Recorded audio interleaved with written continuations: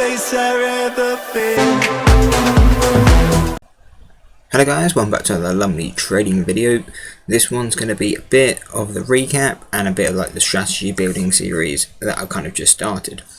So you can see today at $57 we actually took 3 trades on 2 tickers.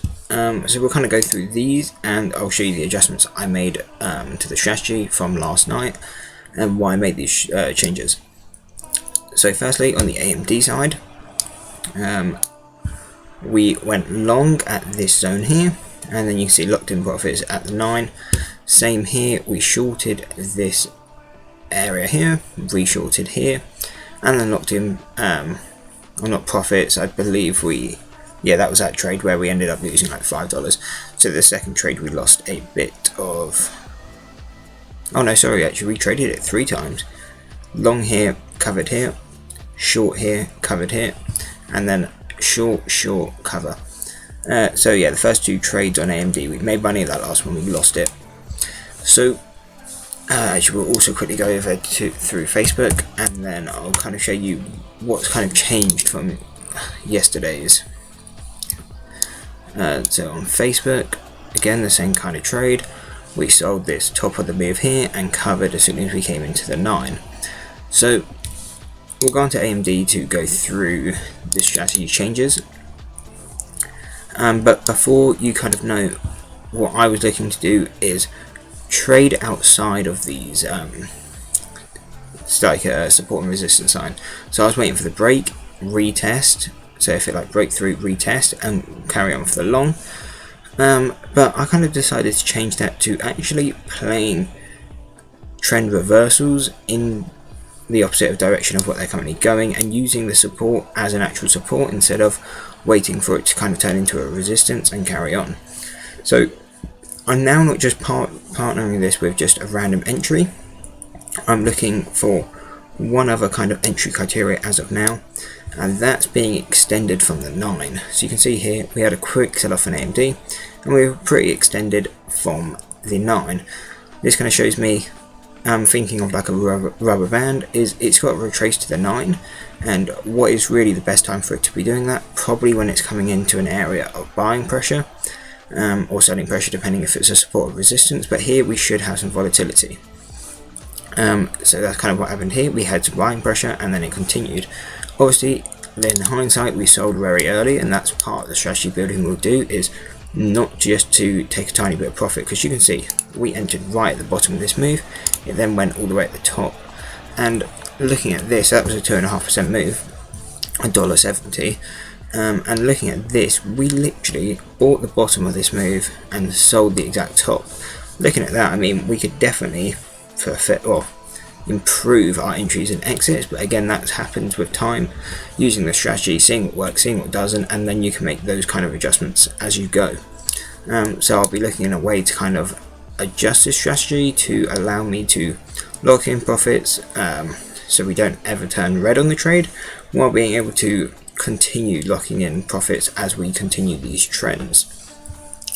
So you can see here, so again we came into the support, we were extended from the 9, went long, we then came up, and actually I'll go to the clearer one because it's probably easier to see without all the deviations on there, and we'll just put a 9 EMA on this chart. Move average, what is it, move average exponential, and the default will be 9, so that's all good. So yeah, extended here, and then the same thing here, we came back into this original resistance line and we were extended. So here I kind of caught it as it was already broken through, so I was waiting for the selling pressure to come in. So as soon as we kind of hit back into this support or also resistance, shorted that and just locked in profits relatively quick into the 9. And then the same thing with this one, you can see shorted a tiny bit here. This was kind of against the plan. You can see we're not that close to the resistance. I was thinking more $half resistance, but again, as the plan improves, you cut this kind of stuff out, which, I mean, even when I did it, as soon as I did it, I thought, I don't know why I did that, but again, that was not a planned entry. This is more of a planned entry where we get extended. So if you look here, we go up to the top of that candle. At that point we were 28 cents, which again isn't massive but is quite extended, at least on a larger cap stock. So we waited for that, and the reason I sold here is 72 is you get that $0.25 resistance, and you can see our resistance line is at 77. Obviously these are zones, not exact pinpoint accuracy, even though it did kind of pinpoint that. So you kind of just have to play in the zones. I know, cool, if we got a resistance here, we got that $0.25 resistance, we should short some here if we look relatively extended, which we did, and then we ended up getting that pullback into the 9 EMA. Then we tested it one more time, again failed, and then continued down. So we'll quickly go over Facebook, because I mean it's the exact same thing. Is missed it on the first go, but again would have been fine to trade this one.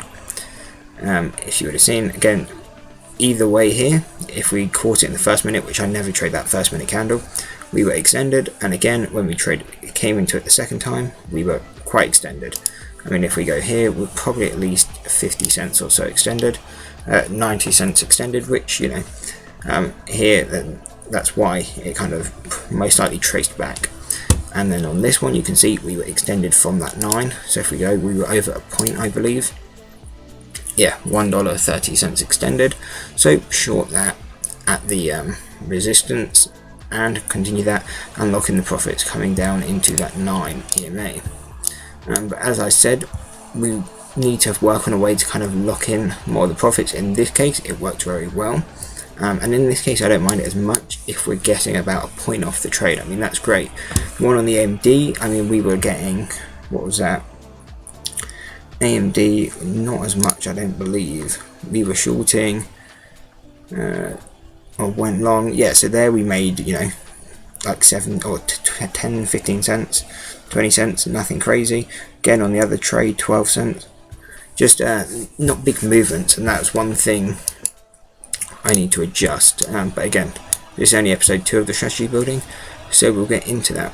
But that's the main changes I've made to the strategy, is how I'm now trading the support or resistance, using it what it actually is. So if we're coming into it to the downside, it's a support. If we're coming into it at the top, it's resistance, and then pairing it with an extension from the 9 EMA, because that will increase the chance of it hopefully reversing, because it's got to come back to kind of the 9 EMA at some point, and what time better to do it is when it's coming into a resistance and extended. It kind of increases the chance.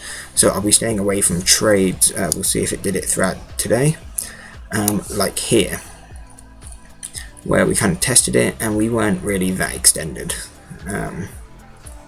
Actually looking at it, that's kind of still extended a bit. I know, 37 cents. Okay, so for Facebook, that's not even extended at all. So like, these are the kind of trades we would avoid. And I guess if you had, depending where your stop loss is, this could have been a winning trade. Oh yeah, when looking at it at this, but you can see it's nowhere near extended as this one. But that's the kind of thing I'll be looking for, just an extension. So again, I'll probably be doing a bit more research on this tonight, and we'll carry on doing it throughout the week and probably the following weeks. So hope you stay with this kind of strategy building series and recaps, and hope to see you in the next one. That's it. Peace.